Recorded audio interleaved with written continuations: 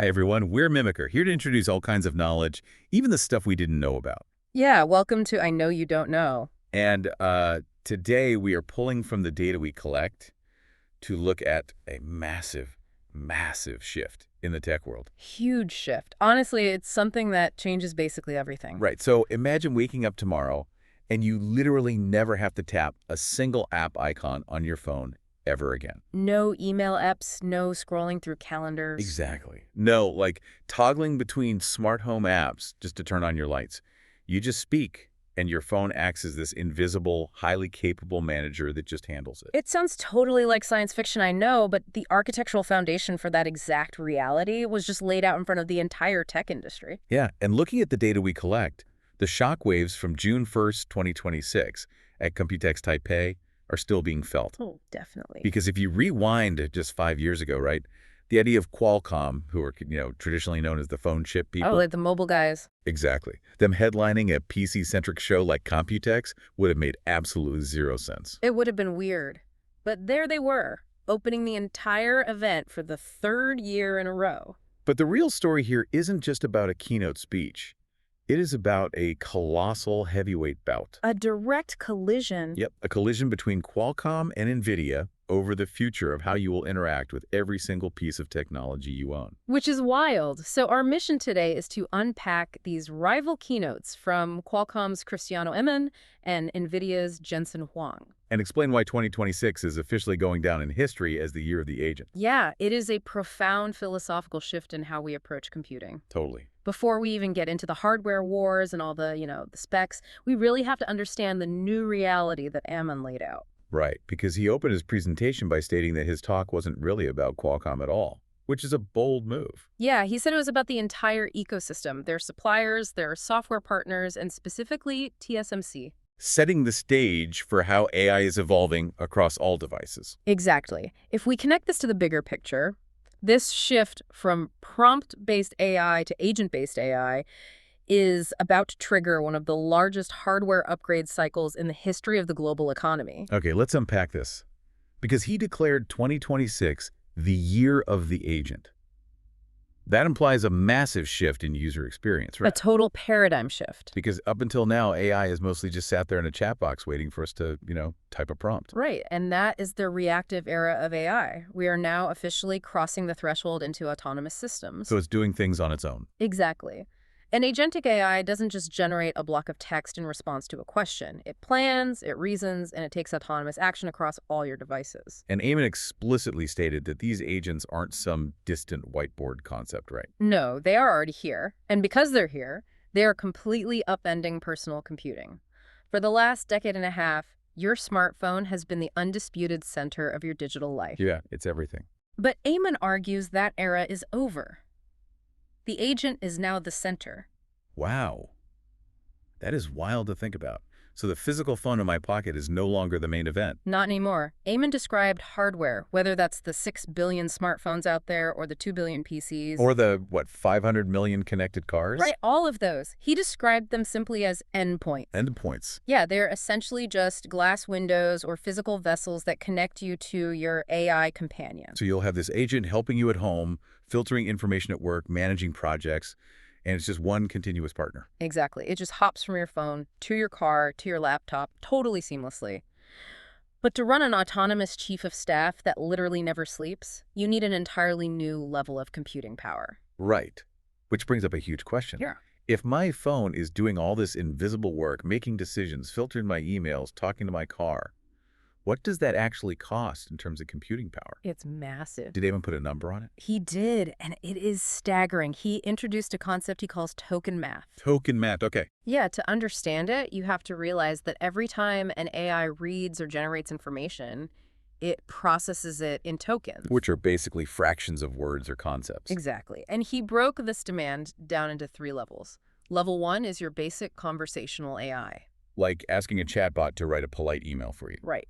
That takes about 10,000 tokens per task. Okay, 10,000. I mean, that seems manageable for a modern device. It is, yeah. But then you move to level 2, which is foundational reasoning. Okay. This is where the AI has to actually synthesize multiple sources and, think through a complex problem before answering.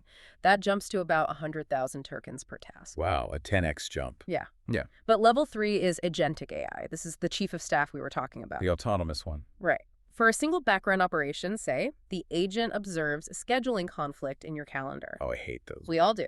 So it sees the conflict, emails the other party to negotiate a new time, updates your itinerary, and verifies the change.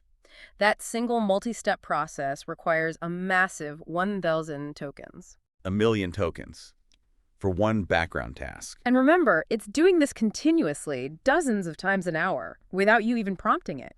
Look, I have to ask on behalf of everyone listening. My current phone struggles and gets hot just loading a heavy spreadsheet. Oh, totally. So if it needs to process 1,000,000 tokens just to organize my calendar in the background, won't my battery melt in 10 minutes? That is the multi-trillion-dollar question, and it is the exact bottleneck Qualcomm is trying to solve. Because you can't run that locally. You absolutely cannot run all of that locally on a mobile battery. It would drain instantly. So the obvious solution is to just send all that processing to the cloud, right? Like, let a massive server handle the heavy lifting. You'd think so, but But wait, if my phone is constantly sending the intimate details of my private life, my emails, my location, my contacts, back and forth to the cloud just to save battery, isn't that a massive privacy risk? yes, a huge privacy risk. And not just that, but a latency risk too. Oh, right, delay. Exactly. If you are driving your car, you can't wait 2 seconds for the cloud to process a split-second decision. Yeah, that would be a disaster. That is why distributed computing, dynamically splitting the brain between the device and the cloud in real time, is suddenly the most critical architecture in the tech world. So the AI has to decide instantly, like, can I handle this locally to protect privacy, or is this too complex, requiring me to anonymize the data and send it to the server? Precisely. That decision-making process makes performance per watt the ultimate metric for this new era. And just to put the global economic scale of this into perspective, Huh? Amon noted from the data we collect that the value of token demand in just a mere 10-second window is going to explode. Oh, the numbers are insane. We're talking about going from $31.7 billion in 2026 to $1.27 trillion by 2030. In a 10-second window. Yes.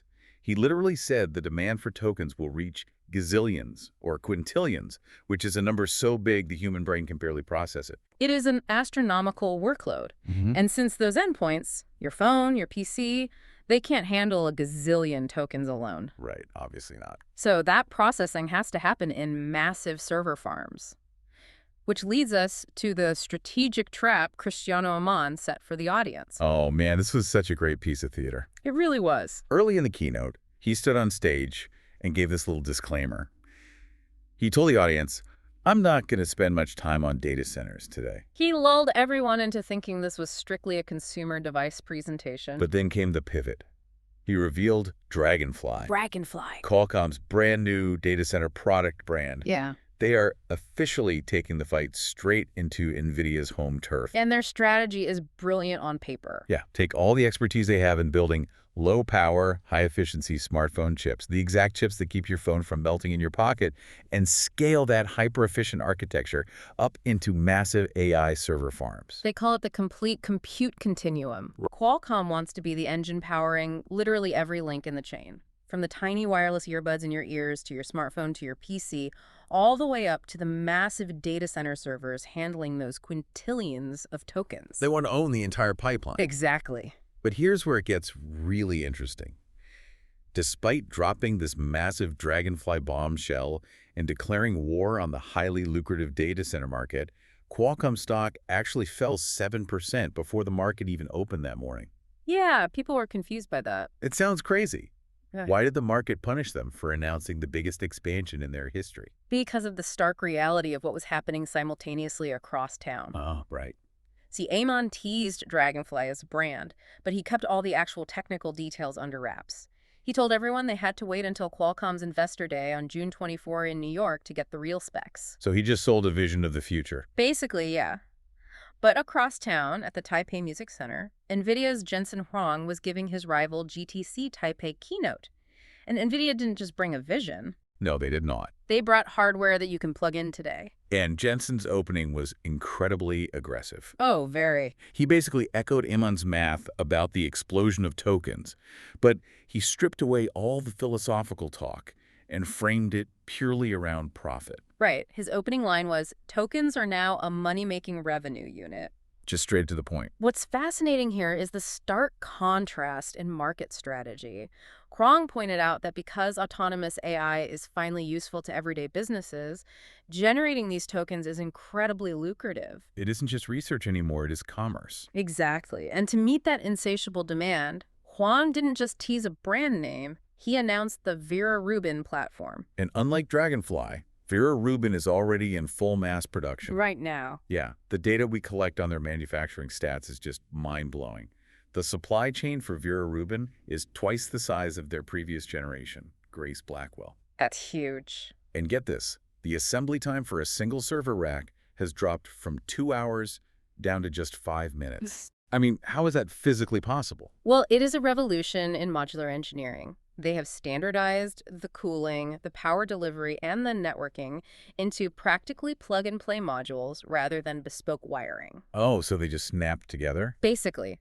But the architecture itself is what's truly staggering. They are now designing systems where 5 dedicated racks act as a single giant AI supercomputer. Okay, wait. Why do they need 5 whole racks to act as one computer? Because of exactly what Amon was talking about earlier. Agentic AI. The chief of staff thing. Right. When an AI was just answering a prompt, it could do that in a single contained space. But Huang noted that a single agentic prompt from a user might trigger thousands of sequential steps. Thousands? Yes, it has to retrieve databases, call external tools, write code, test the code, and evaluate the results. All in the background. Exactly. And to do that without forgetting the original goal requires an immense continuous memory state. Vera Rubin is built specifically to be the engine for those multi-step background journeys. Okay, so NVIDIA completely defended their data center turf by showing up with massive shipping products while Qualcomm only had a teaser. Pretty much. But NVIDIA didn't stop there, did they? Yeah. They decided that if Qualcomm was going to try and invade the data center, NVIDIA was going to invade Qualcomm's consumer hardware territory. Exactly. This is the big counteroffensive. We are witnessing one of the most significant architectural shifts in consumer tech history. Yeah, they announced they are putting their chips into laptops for the first time. Right, with a product called the RTX Spark, sometimes referred to as the N1X. And they are partnering with MediaTek to make this happen. And the data we collect shows the tech specs on this laptop chip are absurd. Totally overkill, in a good way. It's built on TSMC's 3-nanometer process.